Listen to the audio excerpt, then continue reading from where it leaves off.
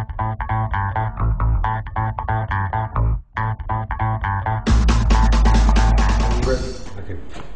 So I'm here with the legend of of sail making and windsurfing and so much, in fact, and Neil Pryde. Just tell us a bit about your involvement with the RSX class. Well, obviously the main involvement was we launched the class for the purposes of the Olympic and getting ourselves into the Olympics, which is something I've I guess somewhat close to my heart. Being an ex-Olympic sailor, we wanted to be part of Olympic windsurfing, and when the opportunity came along, when the ISAF called for proposals back in when was it, 2005 or something, yeah. So it was a great opportunity, so we jumped in and we were successful in getting the bid, and I must say it's been very, very satisfying to be involved with the development of the class and being out there today and seeing the thing in real life with 200 people on the water in fantastic conditions. What else can you say? It's perfect. Sure. And how many have you actually built now? Because there's several thousand around the world now, aren't there? We're probably close to 3,000. I think I've sort of lost track of the numbers a bit. But of course we built a lot in the first introduction, because we had to populate the world, as it were, to get the class up and running in time for the Beijing Games.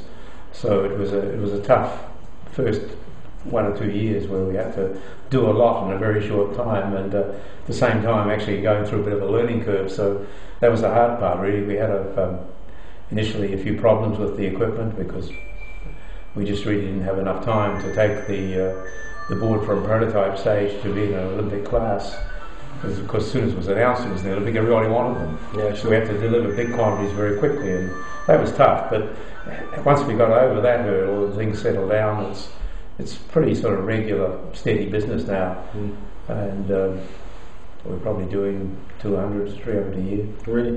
And then of course there's a lot of, the good thing about it, sales wear out. Yeah, excellent. So that's we do a lot of business on sales, replacement sales, and so it's good, steady business. And I think it's great for windsurfing, the sport, that we've now got a discipline in windsurfing that's bringing the sport of windsurfing back into the mainstream sailing scene, as it were. I mean, windsurfing's sort of gone off over the years and done their own thing, and what I really like about what we're doing today is that we're bringing the sport into the fold of sailing.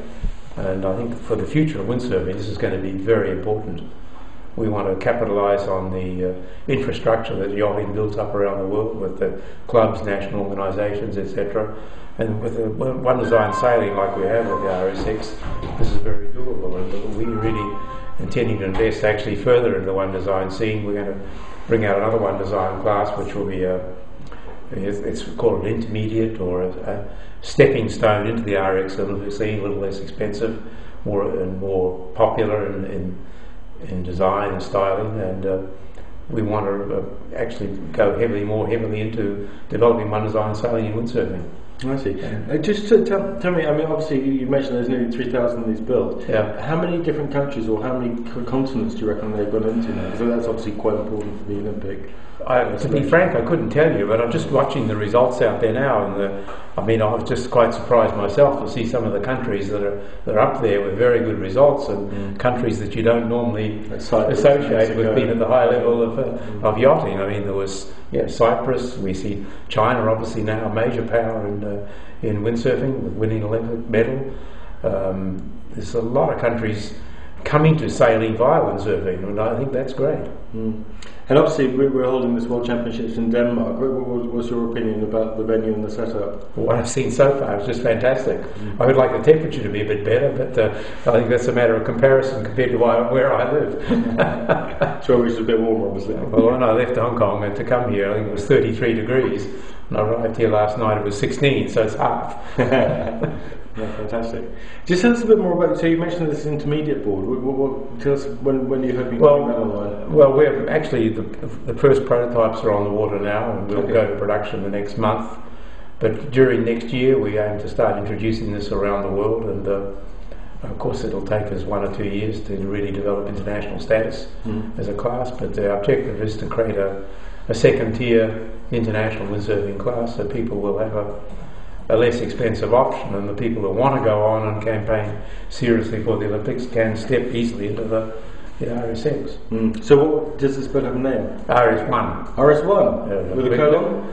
Yeah, the family resemblance is very very clear. I see, so I mean, it will actually sort of look the same in terms of its body. Very similar in look and style, but it'll be a little less expensive and a little more simple. Yeah. But still, it'll be a very, very good performing board, and probably a little lighter than the RSX we have today. Yeah. Although, and you've seen already, we have a lighter version of the RSX, which we would like to introduce for Brazil, to keep up the performance a little more. Tell us a bit about that. What do you call we haven't got a name for that, but this sort of dates back to the Madrid ISAF conference in 2008, where the windsurfing committee there asked us to see what we could do to lighten the board up so that the class would evolve rather than become too static. So we set about that, and we've now got a board that's 3 kilos lighter, which is, I mean, that's 20%. Now that's going to change the performance dynamics of the board a lot. We've got prototype actually here, and we'll, over the next 3 to 4 months we'll do a lot of testing. We'll have boards in the United States, here in Europe.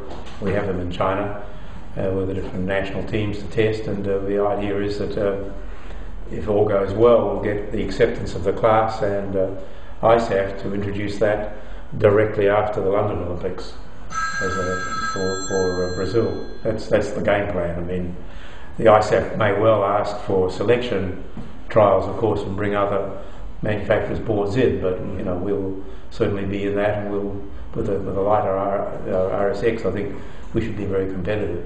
No, exactly. Well, so you've got a lot on your plate then, it sounds. Yes, I mean I think it's important we keep moving the equipment so that it's always current and relevant and it's exciting.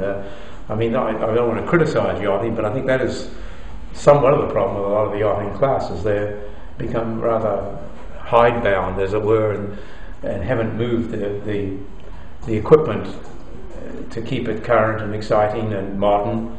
And I think the young people in the sport, they expect this, and we want to be on the cutting edge with our products, so that people are excited to own it and compete with it. Brilliant. Neil, Pryde, thank you very much indeed. You're very welcome.